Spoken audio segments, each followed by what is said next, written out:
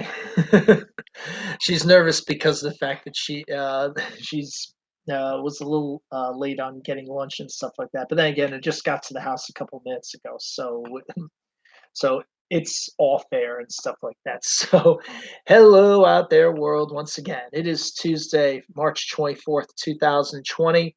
This is Learn Math with me, Brian Sapinski, and with Hi. me, as always, to provide some levity and everything is Brianna, of course. Hi. I sound like I'm doing the Wayne's World bit with you. With me, as always, is Brianna. With me, as always, is Garth. Shim to you, Marlon Perkins.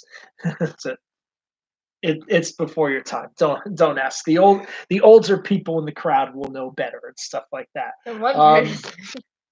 Well, chill on that.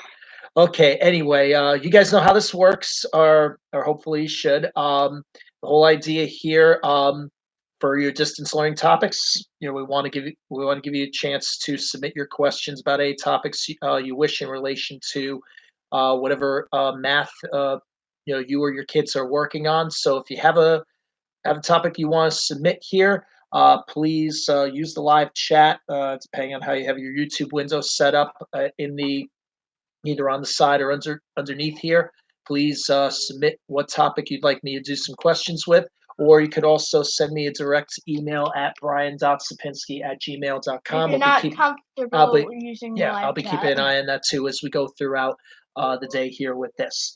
Okay, so let's see what we can get out of this hour, or hopefully more as more of you come in, stuff like that. And the first thing that I want to first thing that I actually want to do, there was actually here, go get your papers. I know exactly what you're talking about. Yes, okay, yeah, because prior to our show today, Brandon was trying to get some of her math work done in advance, and she had there was a question that she saw that was confusing both her and a couple of her friends and stuff like that. So we were working that out ahead of time and stuff.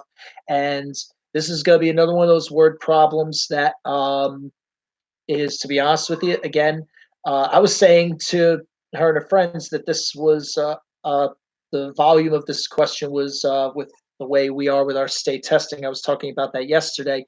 This was definitely a state test worthy question. They said that, oh, well, the packet happens to say NJSLA practice, so which is our state test. So convenient that I said that, and it was exactly true.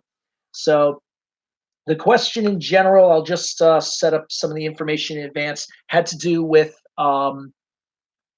it's going to involve whole numbers and fractions, and you'll see what calculations involve in. Here were the basic details of what they provided. They said there was a factory that was selling egg cartons and things like that, and there were several different sizes of egg cartons that they were selling, certain number of eggs in each one, and things like that. It says that there were a total of 264 cartons sold. There was, or produced each. What was it? Wait, 264 cartons. Where is that darn question? Yes, okay. An egg farm packages 264 total cartons of eggs each month. Okay. They say they have three different size cartons here. There's small, medium, and large. I'll tell you what. Here, could you here, you write the details because you can reach over there a little bit better. Here, I'll just recap the details for you. I have this giant bottle of water that I found. Just be careful. Okay. Oh, wait, put the details over here. Okay, so we're saying that the small carton. So just make a note. Small. Okay, for small holds 8 eggs. Okay, and it's 1/6 of the total cartons. 1/6 of total cartons. Okay, the medium carton is 12 eggs, which is a dozen. Okay, yes, the old word a dozen, and two-thirds of the total cartons are medium.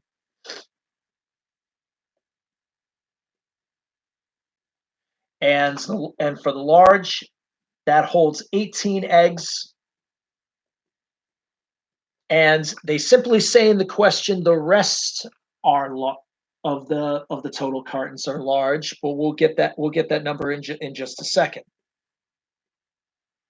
Okay, we'll change what the rest is in just a moment. All right, so there are several calculations that are happening here, all simple in nature, all accomplishable. But the thing is, you got to just break the numbers down, use the proper information at the proper times. Okay, so as we saw it, the first there were two questions they wanted to know. They wanted to know how many of each type of carton was used, and they then wanted to know what the total amount of eggs were in all of those cartons. So there's two sets of information we got to find. So the first thing you want to find is how the split of the 264 cartons is supposed to be. So that's where the fractions come into play. So we start first with the small. Now, as we saw it, okay, as we identified before, Brianna, just so we could show them, okay, what do we know about the small? Yeah, what number? It's 1/6 of the total. Okay, 1/6 of the total. And as we talked about yesterday when we acknowledged percent of a number, fraction of a number and percent of a number. Wouldn't this be like fraction of a number and percent of a number. Wait. My point is they both behave the same way. The key in both cases is the word of. And we want to recognize that whenever the of is coming in there, when a fraction and a number are tied with each other, it represents what operation? In both cases. What did we do before? Yeah, right. It's a multiplication, right? So you're multiplying you're multiplying percent and number and fraction and number in both cases. What did you drop?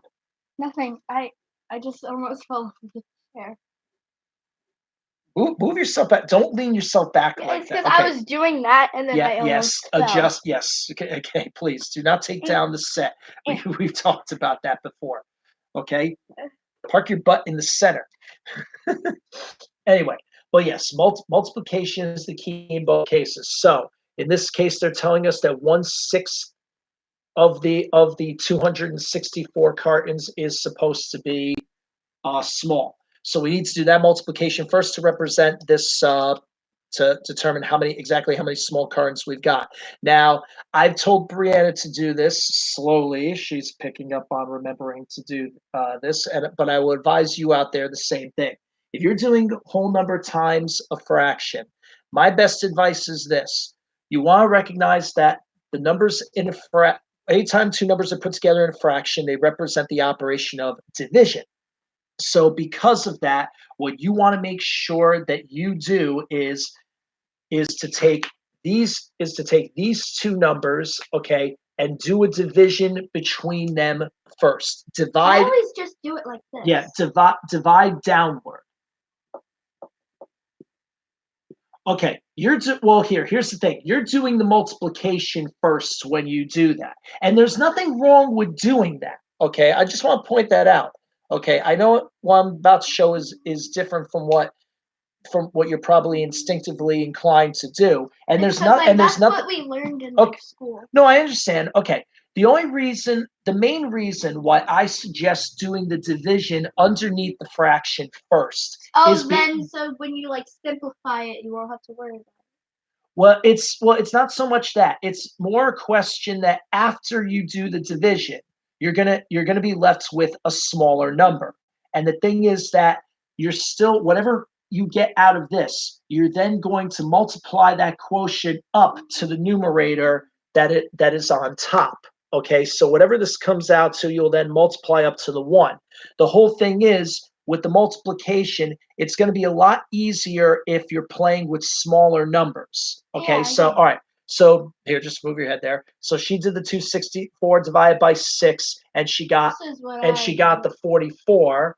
Okay, that 44 would get multiplied by the 1, which isn't going to do anything. So we have successfully found that there are 44 small cartons. Okay, but you get the idea of what's happening here. Yeah. In this case, the times one, like I said, didn't have any impact. So regardless of what order you did it, and no matter, and we should say, no matter what order you do it, you're going to get to the same thing. But make life easy on yourself. Go for smaller numbers, and the easiest way to go for smaller numbers is to do the division underneath first, then the multiplication on top. It'll save you some grief later. Okay, so let's go to the medium now. You'll see the same thing happen, and here it's going to have a little more weight because now the fraction we have on medium is 2/3. We need to multiply that to 264. So the key again, I would again do the division first. Do 264 divided by 3. Okay, 264 divided by 3 ends up giving you, okay, all right, she's going to lay it out here on the line once again. See if you get the same thing while she's getting her answer. Okay. Okay, and she's got 88, which is proper. Okay, so we get that. Okay, well here let's keep everything together. Awesome. No, wait. I'm just matching colors on the business here. Okay, now that 88 will now get multiplied by the 2 that you haven't touched yet on top. Okay, so we do the 88 times 2 now, and we get the number of medium cartons that we're supposed to get.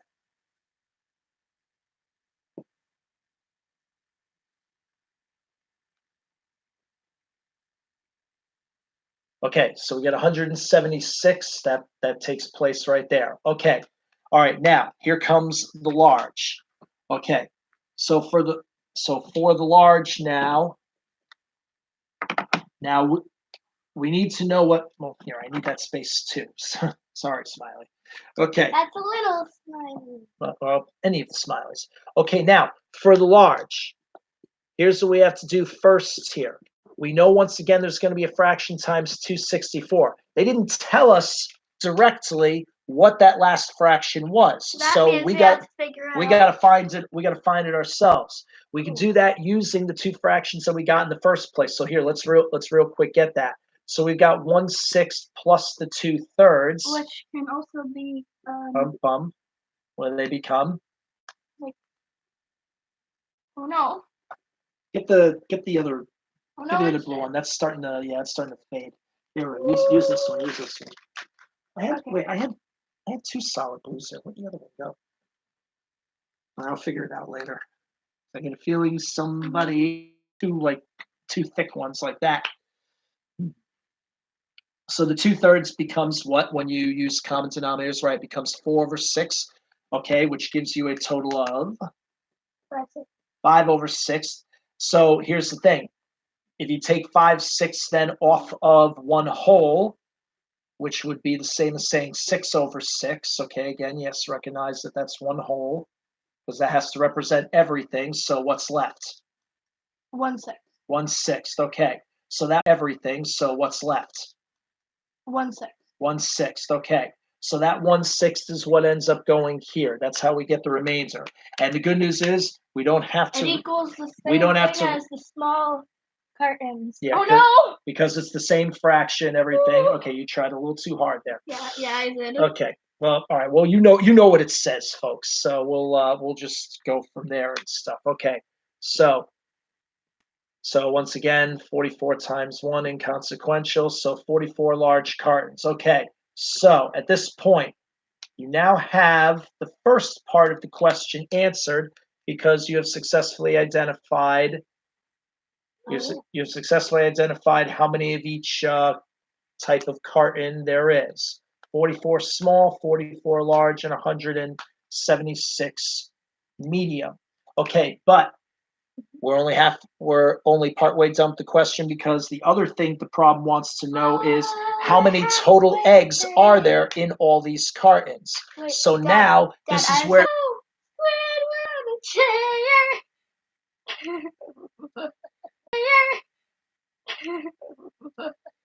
They never get tired of that meme. They never get tired of it. And believe me, I know a couple of my seniors in my discrete math class that know that meme too. It's Squidward. I briefly tried to bring it up the other day, and they knew exactly where I was going with it. So it's Squidward on a chair. We got it. Anyway, now's the time for converting. Now we got to. Good Lord, this doesn't. Now we got to. Squidward. Now we got to Where's the convert. egg? Now we have to convert the cartons into eggs. Here's where the 8, the 12, and the 18 come in. Once again, what operation are we doing with them? We're multiplying. Okay, so it's 44 times 8, 176 times 12, 44 times 18. So we have to do all those multiplications. And here's what we ended up coming out with. And if you try it yourself, you'll get the same thing. For the small cartons, there's a total of 352 eggs. For the medium, this is the big one, 176 times 12, it came out to 2,112. For the large, 44 times 18, it came out to 792.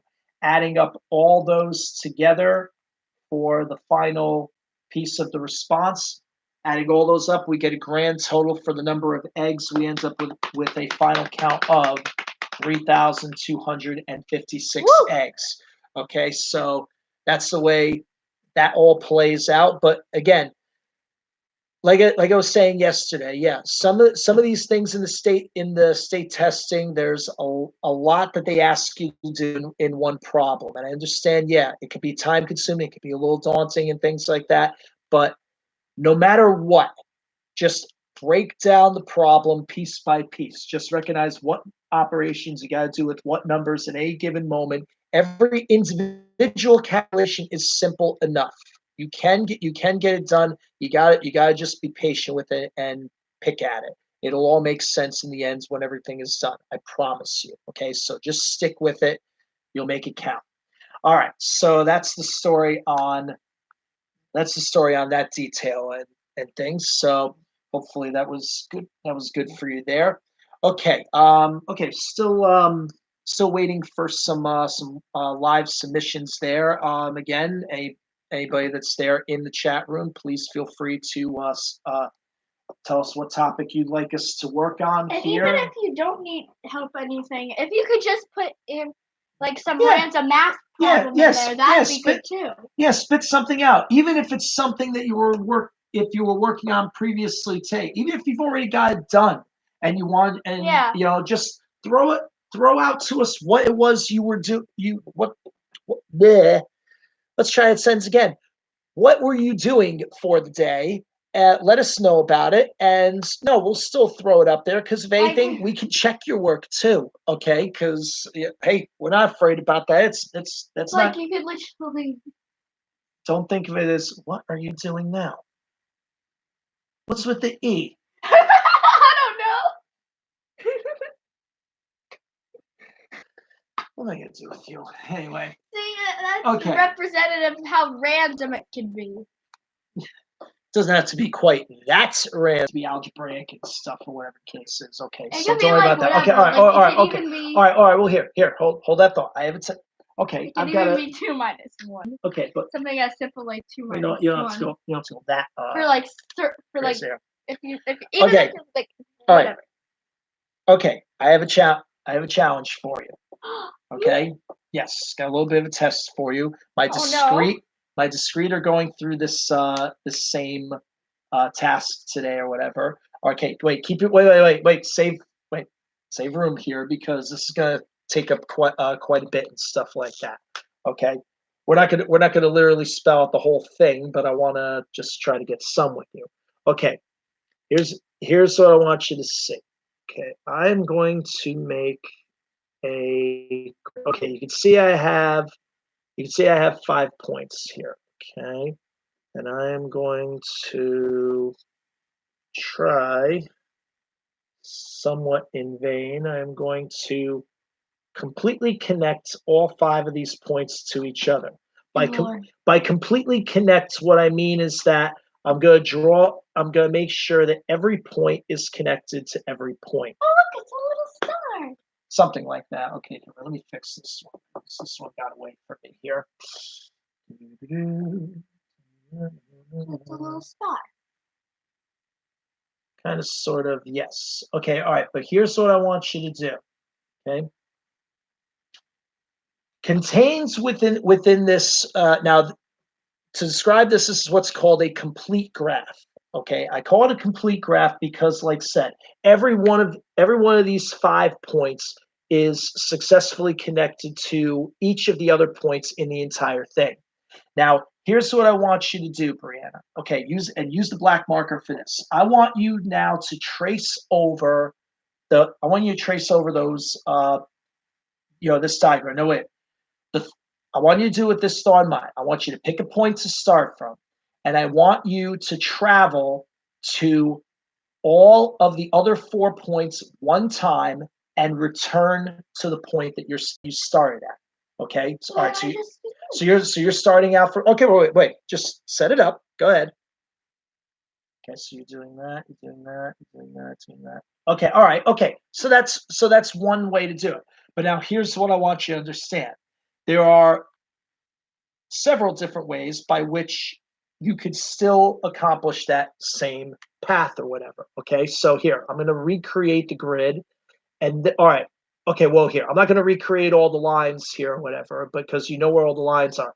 But this time now, I want you, okay, start from there again, okay? And I want you now to do a different circuit, okay? Go in a different direction from how you did. Okay, there's another one there. Okay, and okay, let's try one more. Okay, finds another way to do it.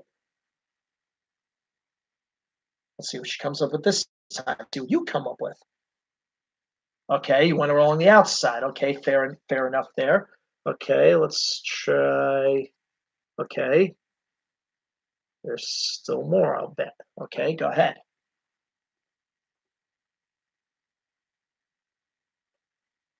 Sure, absolutely. Okay, let's keep it going here.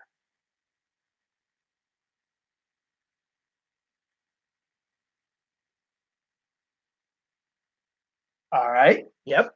Okay. You got. It looks like a dog. That's no. You're right. It actually kind of does there.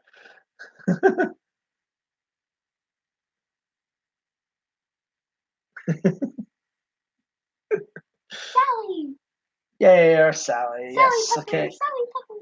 Yes. Okay. Here. I'll tell you what. It was Sally Pepper. Here. Go get Sally for a second. If you're gonna bring Sally into the conversation, let's go get Sally so we can introduce her to the world or whatever. It was National Puppy Day yesterday, after all. Okay, and even though our puppy is 14, that's okay. We still call her our puppy anyway here, so we might as well introduce her to you. While Brianna gets Sally, the main thing I just want you to see here is that, okay, every one of these things that you've seen here, every one of these tracings that Brianna did, and there are more. I will tell you that right now. As a matter of fact, there are a total of 12 of these different routes that you could possibly take. These are all examples of what are called Hamiltonian. Sally.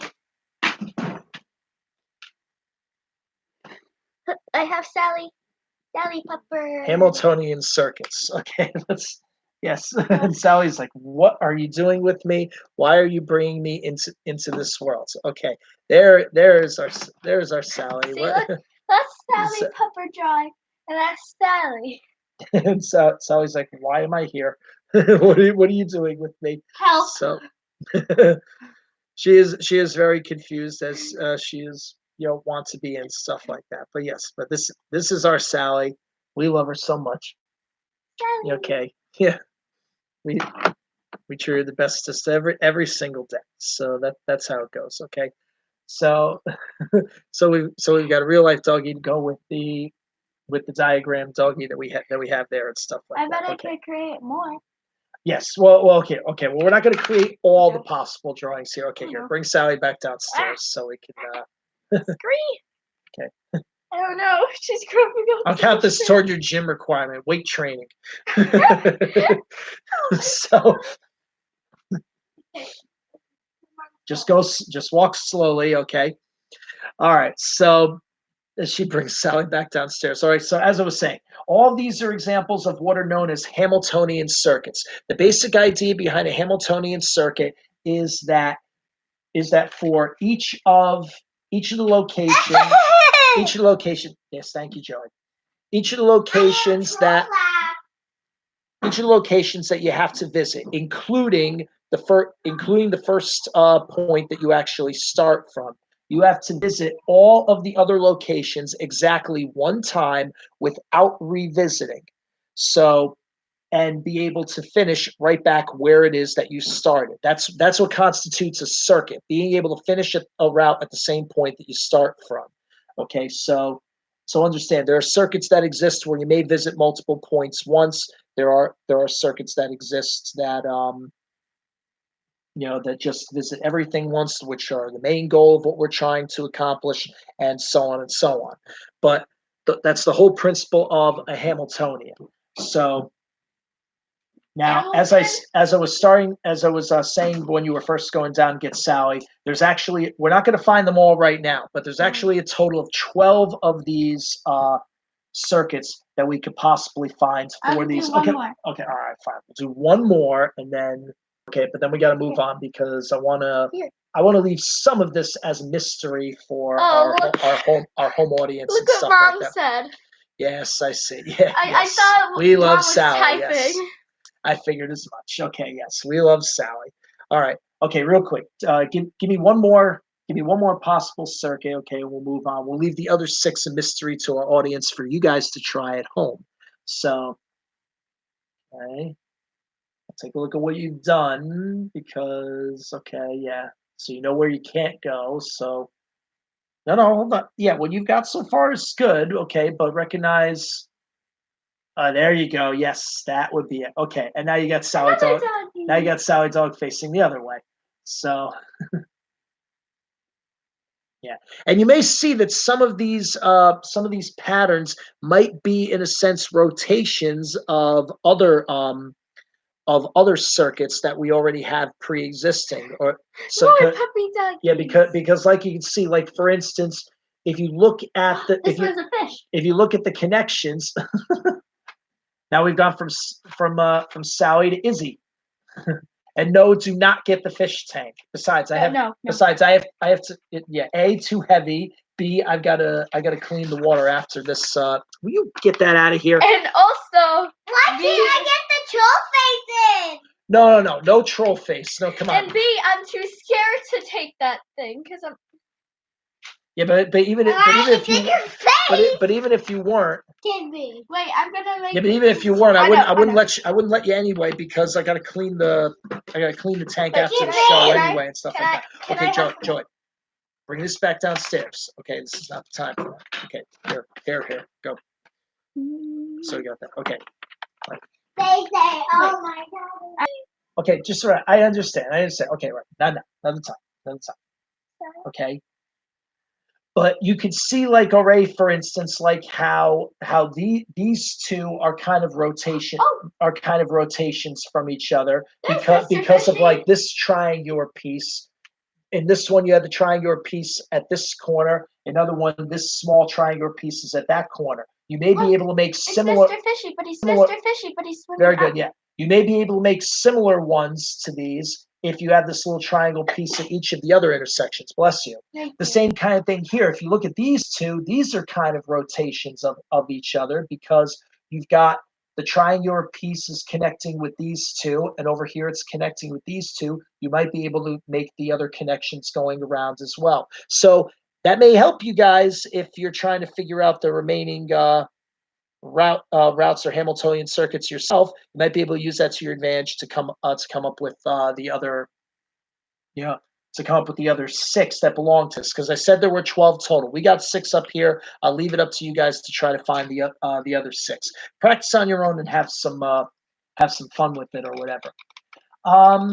Okay, here, I'll tell you what. Speaking of, since I was talking about rotations and stuff like that, let's Here, I want to have a brief. I want to have a brief discussion with regards to rotations. As a matter of fact, let's use that last figure that we were just that we were just talking about and stuff or whatever. Okay, Polygon discussion in here and stuff like that. Okay, in general. Okay, now I understand this pentagon that I'm drawing is not completely perfect here. I don't mean for it not to be. It's just, again, in the attempt to Polygon.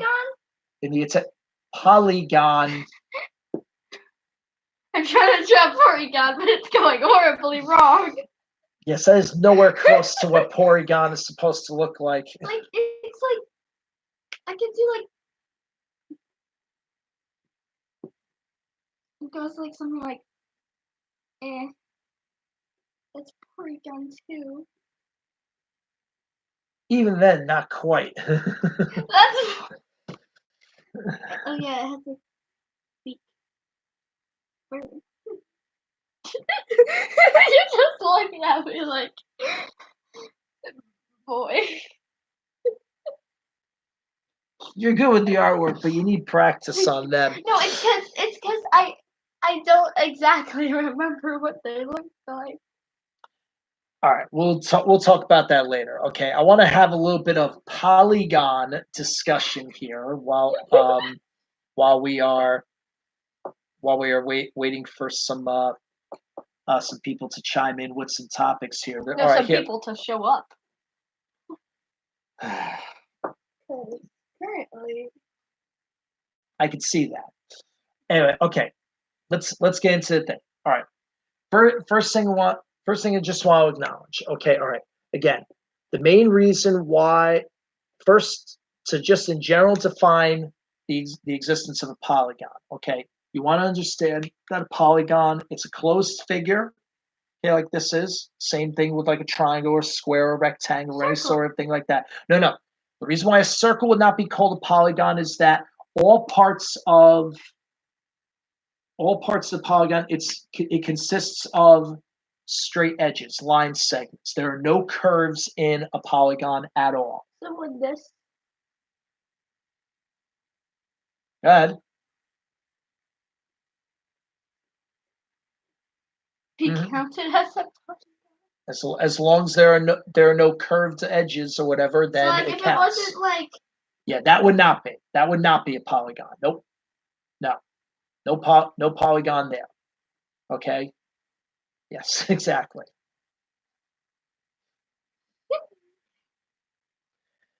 When you. He's sad because he has hair. He has hair, so. I didn't know geometry could get so emotional. Anyway, okay, all right. Coming back on point now. Okay. God gave him all hair. All right. Okay. All right. Now that his hair makes. All right. Maybe we move on, please. Okay. Maybe we move on. Okay. All right. So here's the story. All right, because there's a couple of things that I want to do with this polygon. Okay. Yes, geometry. And those of my geometry students out there, you may want to pay attention on this for the couple of things that we're going to do here, because some of this involves elements that I know that we did not get to in the curriculum before. We had to stop, and whether we were going to or not was kind of up in the air. But here's the stop. Bring that downstairs. All right. So here's the first thing I want to establish. Okay. Okay. Let's start with first. Okay. The smallest possible polygon, Brian. Okay. Again, has to have straight edges. What's the smallest possible polygon that you can make? And by smallest, I mean it's got the fewest number of straight edges you could possibly make it. You can make it a little bigger than that. But that means it won't be the smallest possible polygon. Not in terms of literal size. I'm talking in terms of. No, that's the size. No, fewest number of sides. Okay. It's a triangle. Okay. Triangle having 3 sides or whatever. Now, the thing I want to talk about here is with regards to the measurements of the angles of. How much money do you have? Okay. I want to talk about the measurements of the angles that are contained within that triangle. Okay. Yes. Now, have you talked before about the angles of a triangle before? Have you discussed that in 5th grade yet? Well, okay. Well, that's where the angles are located. But the idea is how. I don't know. I don't think so. I think I forgot. Okay. Well, here's the key. All right. If you take a triangle, follow this. If you were to take a triangle and you were to cut the 3 angles off of that triangle, and you were then to spin them and you were then to spin these around, okay, and try to connect, tip to tip with these 3 angles. Here's what would end up happening. You would have your one angle. You would have your one angle here would be right there. You have your second one at the top. You would turn it upside down like this, and then your third one here would end up resting right there. In general, then take a look at what happens. It makes a straight line. And as we've said on a couple of broadcasts previous, a straight line represents how many total degrees? 180 degrees. Right. Yeah, that looks like 180 degrees. Okay, so that's what happens with that. Now, knowing that a triangle is 180 degrees, here's what I want you to see next. If you're given a polygon of any other size, okay, in this case we have a pentagon. Pentagon has how many angles? 5. 5 angles. Okay, right. 1, 2, 3. Okay, going around the thing. Now, the question I want to know is, what is the total measurement of those 5 angles? Now, here's how you can determine exactly what it is. And this 180 is going to be a very important key. You divide it, don't you? No, it's not a division. It's not a division. There's a division we'll talk about in a second, but not quite where you think it is. It's not 180 divided by 5. Here, you'll see where the division of 5 comes in. Here's what I want you to do. I want you to pick a point on this pentagon, and from that point, I want you to connect that point to any of the points in the triangle or in the pentagon that it's not already connected to. So, in other words, you're going to cut this up into triangles from one point. Okay. Now, is there another? No, wait. Go back to point 1. No, you're not making a route. No. Don't worry. Okay, what I want you to do is go back to point 1. Okay, that's it. Okay, and now that's it. That's as far as you here. Let's straighten that out a little bit at least. Okay, and you're going to see it. That's the most number of lines that you can make. The reason why is because point number 1 is already connected to points 5 and 2. So there's no reason to draw a line there. They already have their connection. So now take a look at what's happened here. By drawing, okay, you have now cut the pentagon up into several triangles. Exactly how many triangles do you see?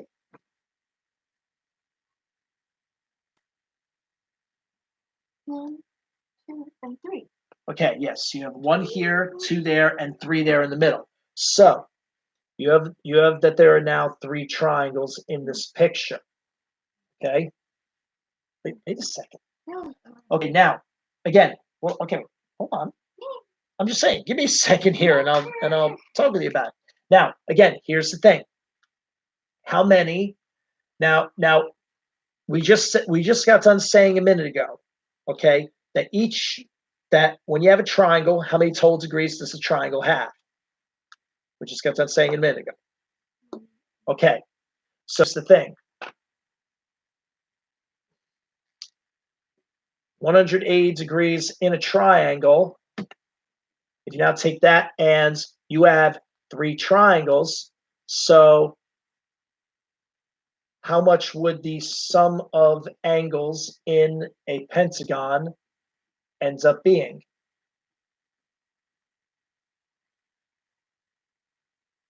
If 3 triangles and each one's 180 degrees, so how much would it come out to? 520. Wait, 500 something.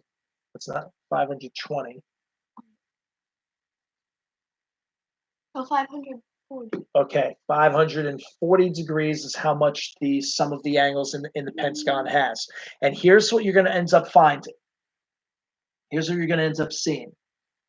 this trick of splitting up into triangles can be done with any size convex polygon. By convex, it means that all of these inside angles are less than 180 degrees. They don't extend outward and things like that.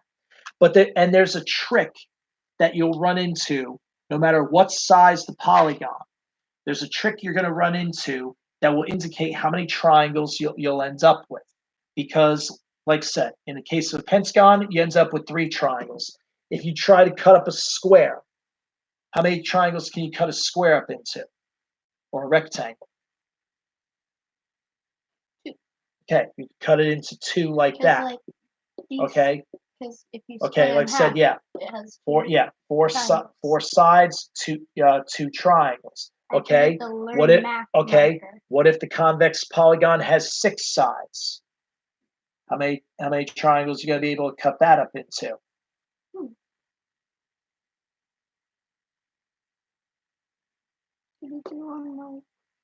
Okay, so if I do this. I do this, I do this. Oh, there's 4. There's 4. Okay. Here's what I want you to say. Come on, show what that is. The learn math marker. Stop that. That's all the channel colors. Come on, before we mess this up. So take a look at this. Make a comparison for a graph. 5 sides produce 3 triangles. 4 sides produce 2 triangles. 6 sides produce 4 triangles. What do you notice? What pattern do you notice each time? How does the number of triangles compare to the number of sides that the figure had? The more sides, the more triangles. Well, I understand that, but there's a specific. 2, 3, 4. Okay, but I'm saying compare 5 to 3, compare 4 to 2, compare 6 to 4. There's something consistently happening every single time. Don't compare the figures to each other. The more sides. But wait. Don't compare these 3 to each other. The +1 side is +1 triangle. Okay, but again, that's when you're going from figure to figure. But I'm saying, what comparison do these 2 numbers have? That is the same as these 2, and that's the same as these 2. Because 5 and 3 relate to each other. It's always 2 more. Well, wait. Like the sides is like 2 more than the triangles. Okay, that's what I wanted you to see. Okay, and no matter how many sides the convex polygon has, that's going to consistently take place. So, to get the sum of the angles in a convex polygon in any sum of the angles as a result, okay, it's going to be that you take n, which is the number of sides, okay, and to get from 5 to 3, you would have to do what? Wait, from 5 to 3? From 5 to 3, you'd have to do what? Add 2. Wait, 5 plus 2 is 3? Oh, no, minus. Minus, thank you. Oh, Take the number of sides and subtract 2. This creates the number of triangles that you could possibly get in the figure. And then this gets multiplied by the 180 degrees that each triangle would happen to have. So that's going to be consistent the whole way through. So for a quadrilateral or any 4-sided figure, that would end up meaning 4 minus 2, which would give you 2. 2 times 180, you'd get 360.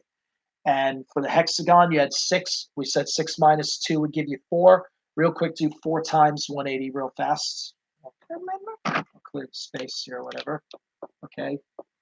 So 180 times. So in a hexagon, the total of the 6 angles will be 720 degrees. So that's the way that works there. Okay, so I wanted to get that in a little bit in discussion and things like that. Okay, now I want to take within a polygon. Wait, if I started from a different point, does that mean I would get different ones? Not necessarily. Wait. Okay, wait, not right now. Well, oh no, I got marker. you might, please, I've already nicked myself a few times. Stop. No. Don't make this more of a mess than it is. Okay. No. So here's the thing.